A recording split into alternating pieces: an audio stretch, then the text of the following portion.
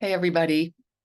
Happy Monday. It is Pastor Susan, your interfaith pastor. And I'm sure, like most of you, have been watching and reading news about the situation in the Middle East in recent days.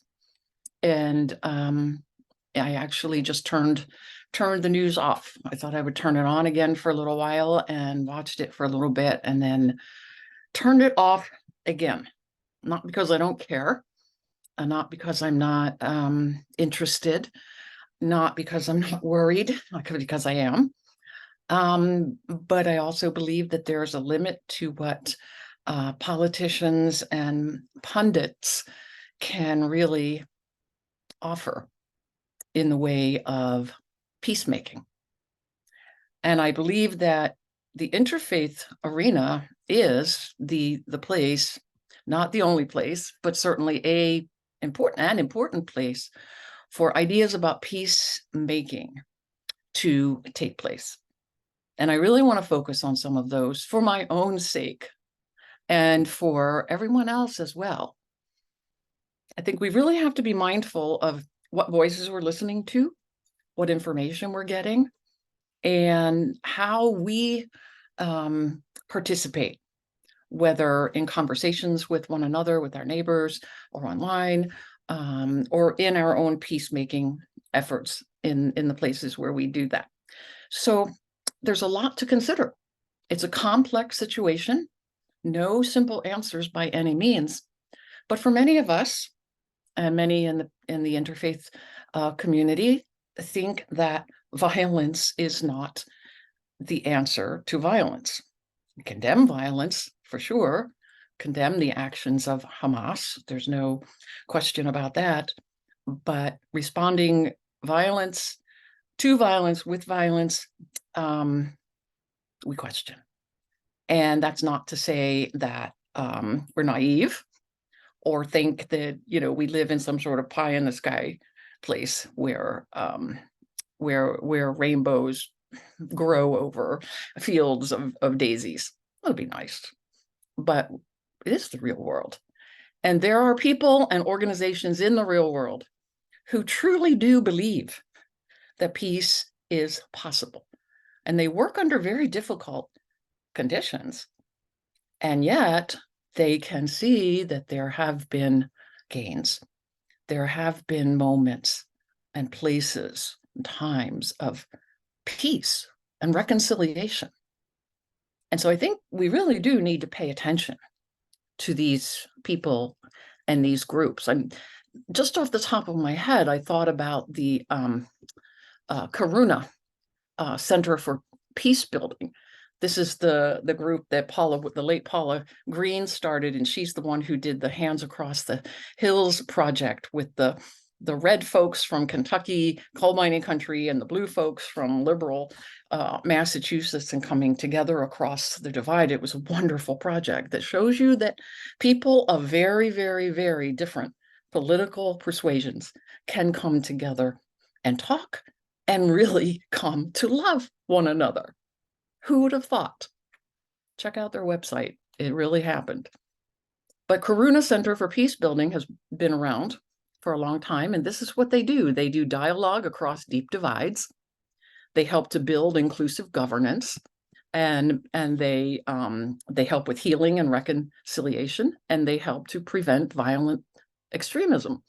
And so all sounds like good stuff, right?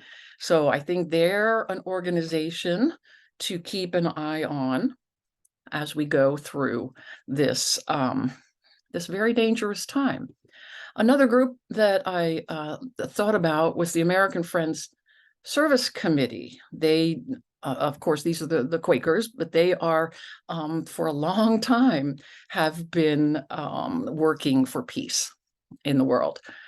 They're another group to check in with.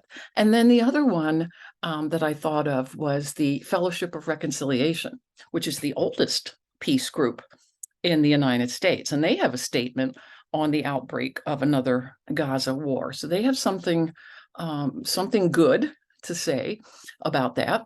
Probably my favorite interfaith Response comes from a friend of mine, actually. His name is Shanta Premawardhana, and he is the director of the Omnia Institute for Contextual Leadership. And he's been the past board member of the Parliament of World's Religions, and he's done many, many, many other things. But right now, he has been working on creating peacemaking groups that actually are trained and go into very difficult situations in places like Nigeria and Sri Lanka and places like that. And he has a wonderful blog post that that you can find.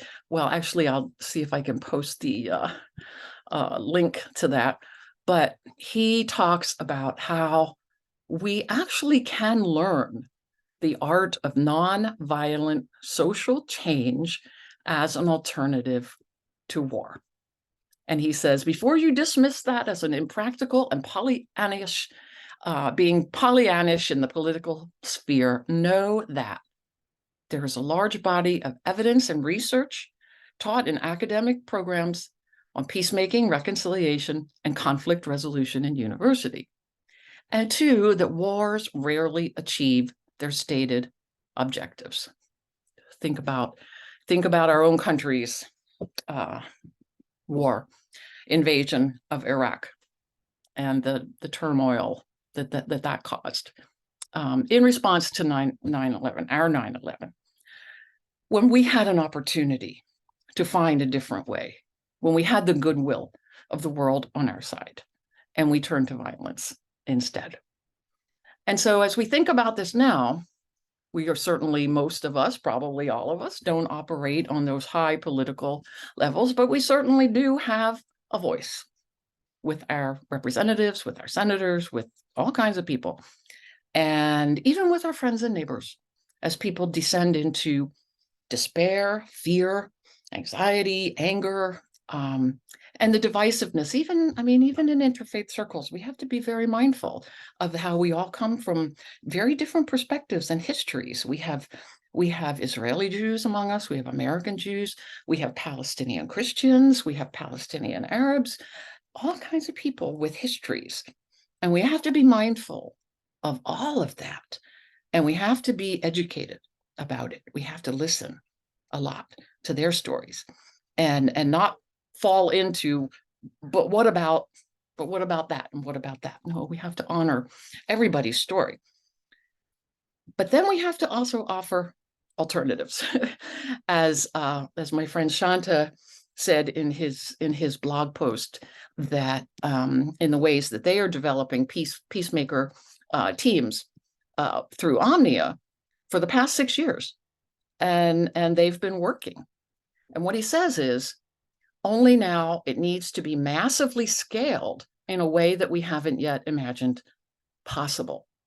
We've got to take it bigger, but also smaller, because he says religious leaders around the world must come together to provide leadership. He says that more than 5,500 religious and civic leaders that we have trained will testify to the efficacy of our method. Now it's up to you and me to take the movement to scale. In other words, we have to figure out how we do that peacemaking in our own communities, our own families, our own cities, townships, wherever we might be. Where do we bring that to bear? Don't give up. It's not impossible.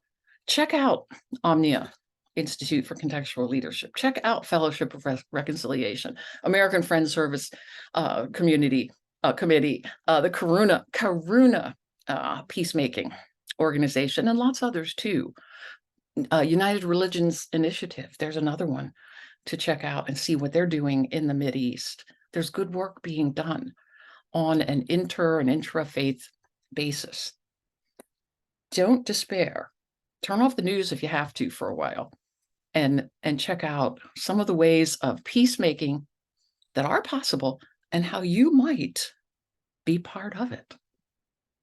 Thanks. Bye for now.